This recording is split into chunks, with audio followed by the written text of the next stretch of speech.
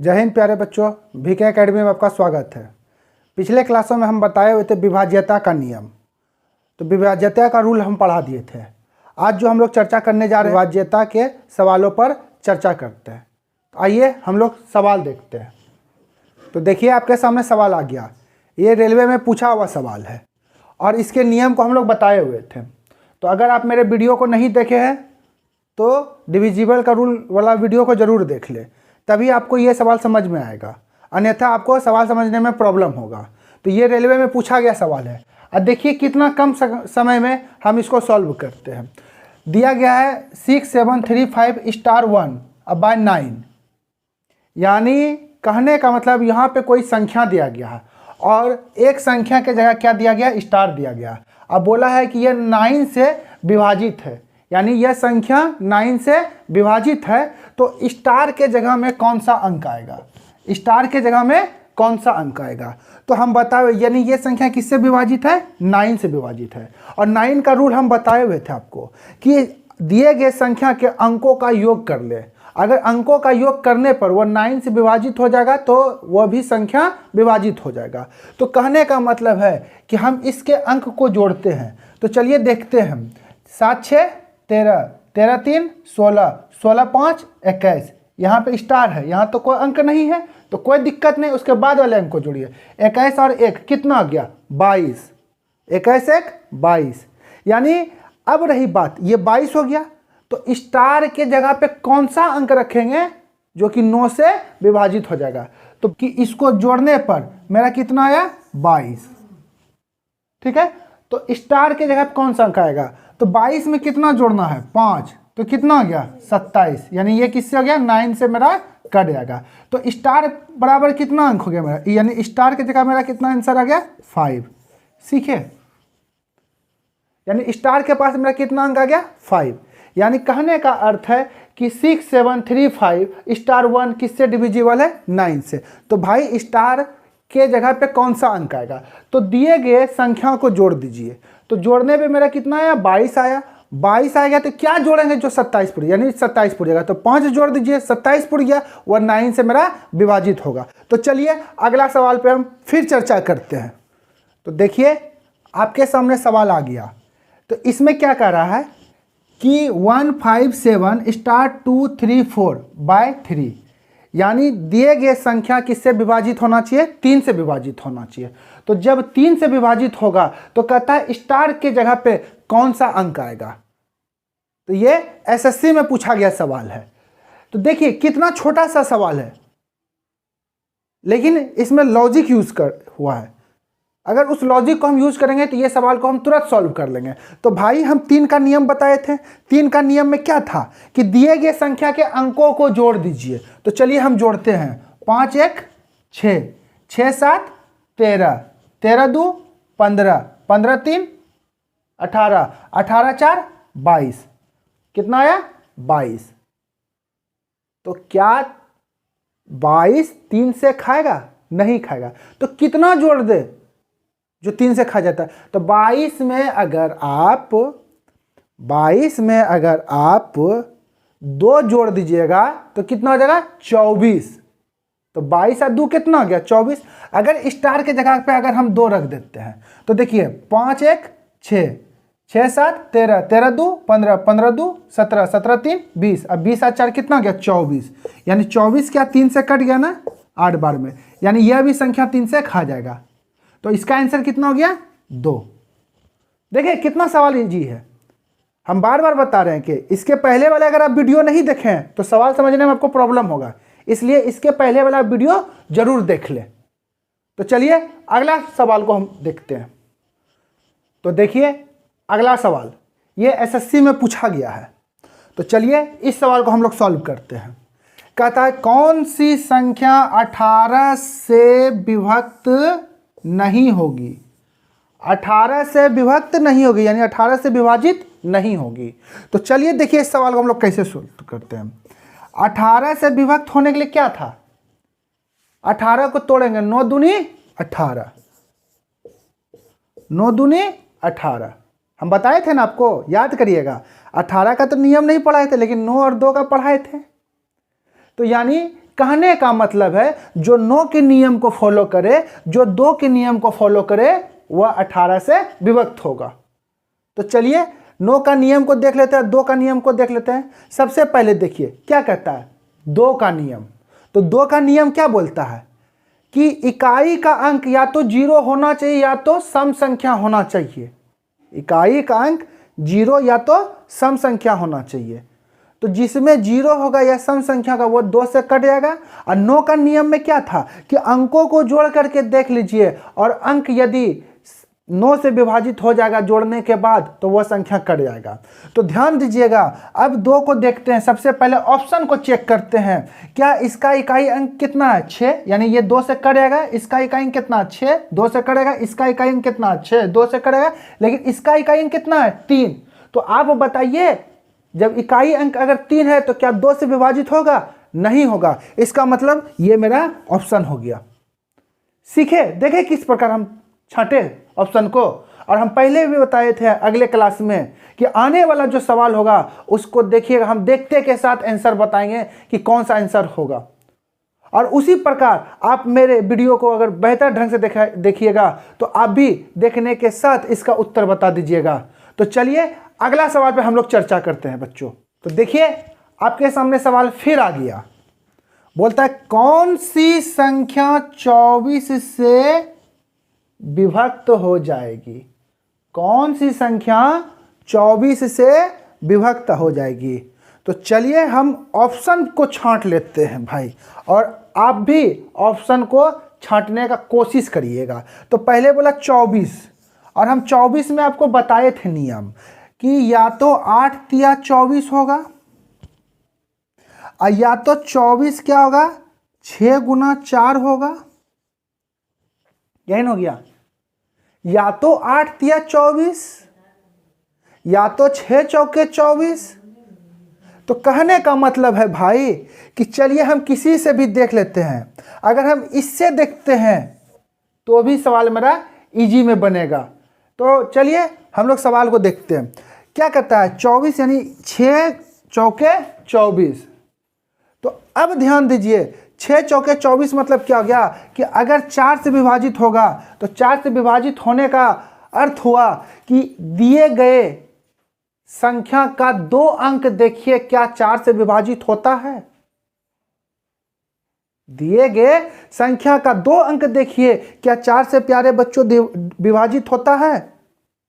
और अगर 8 से हमको विभाजित करना हो तो दिए गए संख्या का 3 अंक देखिए क्या 8 से विभाजित होता है।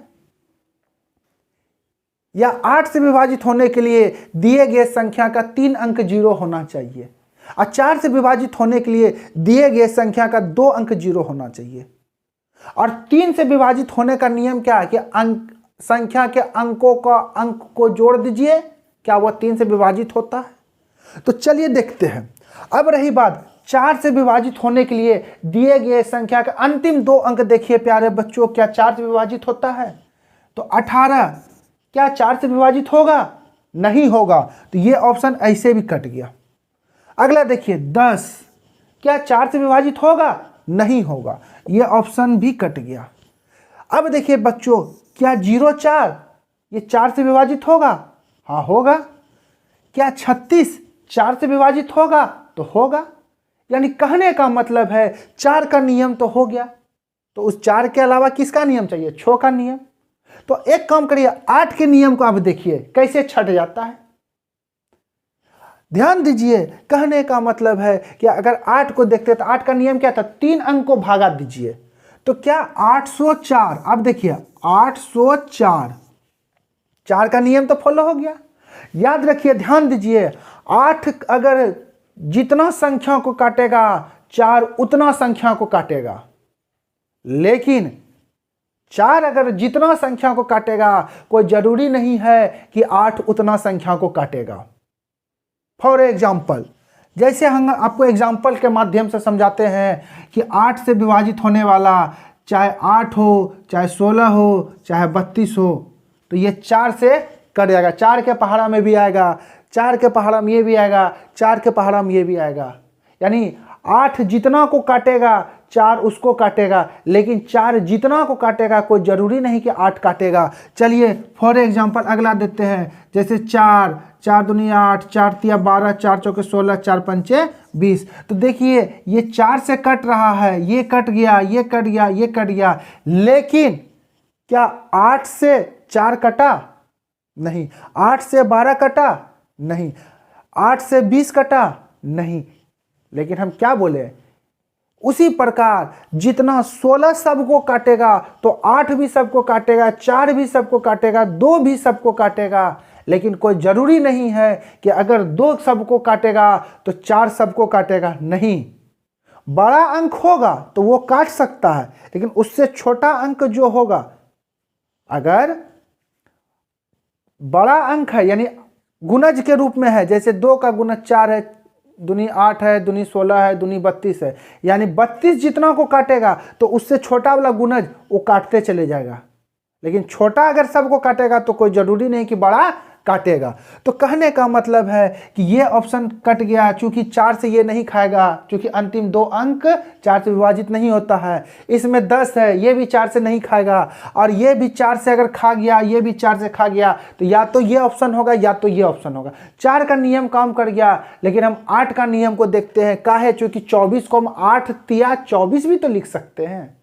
तो चलिए हम लोग देखते हैं, क्या 8, देखिए ये 80 8 से खा गया, लेकिन 4 शेष बच गया ना, लेकिन इसमें देखिए 8 से खा जाएगा। 8 अगर 700 कितना है, 36 है ना अंतिम अंक, तो 8 से खिलाएं तो 8 नमा कितना हो गया, 8 से खिला रहे हैं तो 8 नमा 72, 8 दूनी 16, यानी अंतिम अंक 8 से कट गया। इसलिए मेरा उत्तर प्यारे बच्चों ये हुआ। सीखे? तो चलिए अगला सवाल पे हम लोग चर्चा करते हैं। तो देखिए आपके सामने अगला सवाल आ चुका है। अगला सवाल क्या है कि 1y3y6/11, यानी कहने का मतलब है कि दिया गया संख्या है जिसमें कि 2 जगह y है, यह संख्या 11 से क्या होता है, विभाजित हो जाता है। तो y के जगह पे कौन सा संख्या होगा, कौन सा अंक होगा? तो कहने का अर्थ है बच्चों कि हम 11 का रूल नहीं पढ़ाए थे, तो चलिए हम 11 के नियम को देखते हैं। इस सवाल को सॉल्व करने से पहले हमको 11 का नियम को देखना पड़ेगा। 11 का नियम क्या बोलता है? 11 का नियम क्या बोलता है? 11 का नियम 11 का नियम कहता है कि दिए गए संख्या पर नंबरिंग कर दे। 11 का नियम क्या बोलता है? दिए गए संख्या पर पहले नंबरिंग कर दे। तो चलिए हम नंबरिंग करते हैं, 1 2 3। दिए गए संख्या पर नंबरिंग कर दे। तो चलिए देखते हैं। जैसे देखिए 1 नंबर पे इसका क्या था, 1, और 3 नंबर पे क्या था, 1, यानी विषम संख्या वाले स्थान पे कौन सा अंक है, 1 और 1 है। तो 1 और 1 कितना हो गया, 2। 1 और 1 कितना हो गया, 2।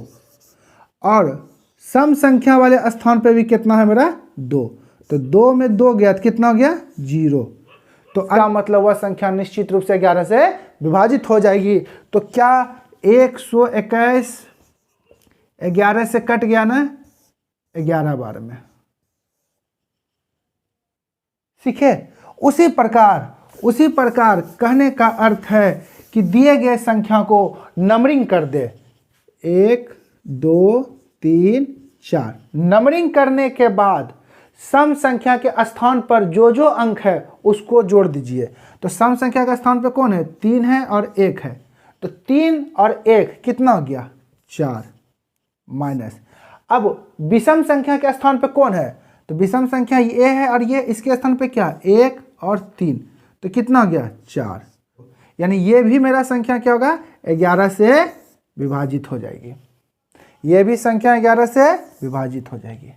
उसी प्रकार चलिए अगला ऑप्शन को देखते हैं कि 1 2 3 4 5। तो पहले विषम संख्या को जोड़ लीजिए, चाहे सम संख्या को जोड़ लीजिए। तो विषम संख्या को जोड़ लीजिए। तो 1 नंबर विषम संख्या ये है, ये है, ये है। इसके स्थान पे क्या है, 6 4 10 8 18।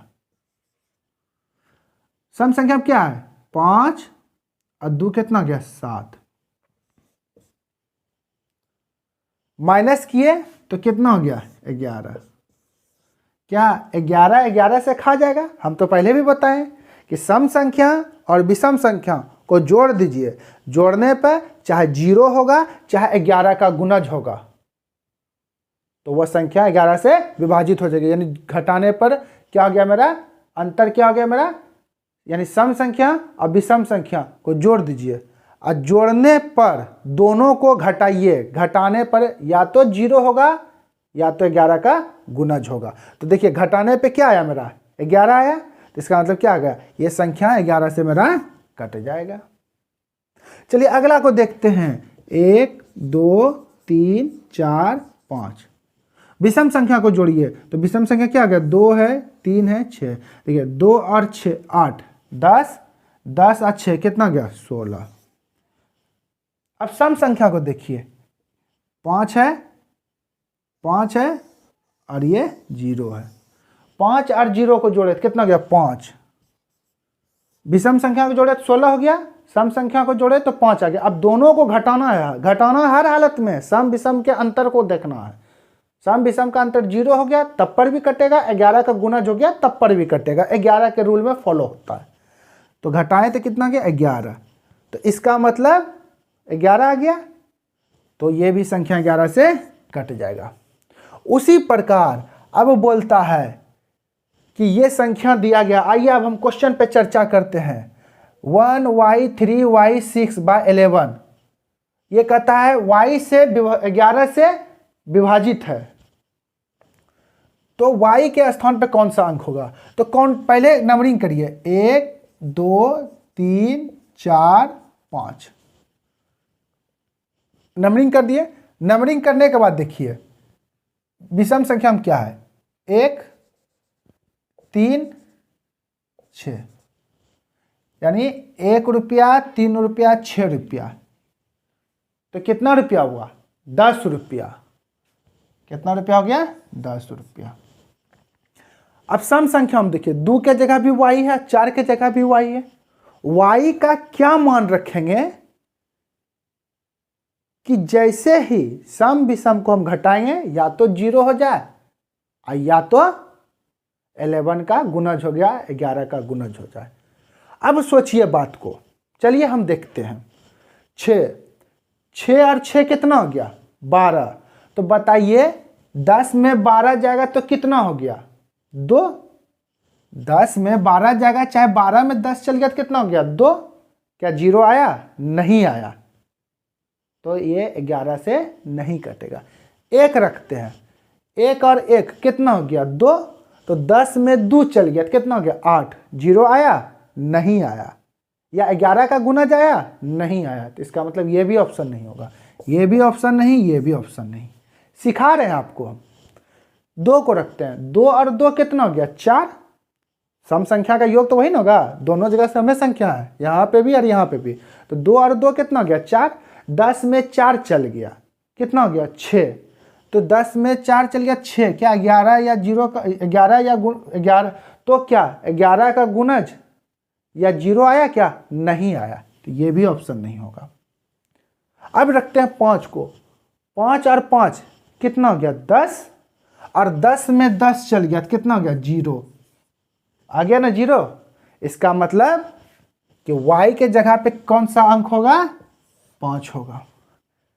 सीखे? इस प्रकार प्यारे बच्चों एग्जाम में ये क्वेश्चन पूछ सकता है इस तरह का, तो इस वीडियो को अच्छे ढंग से देखें और स्क्रिप्ट नहीं करें तो ही आपको समझ में आएगा। अगर आपके एग्जाम में ये क्वेश्चन पूछ देगा तो हम विश्वास के साथ बोलते हैं कि आप इसको कम समय में सॉल्व कर लीजिएगा, अगर आप मेरा वीडियो देखे होंगे तब। तो चलिए बच्चों, आज का टॉपिक यहीं तक रहा। धन्यवाद।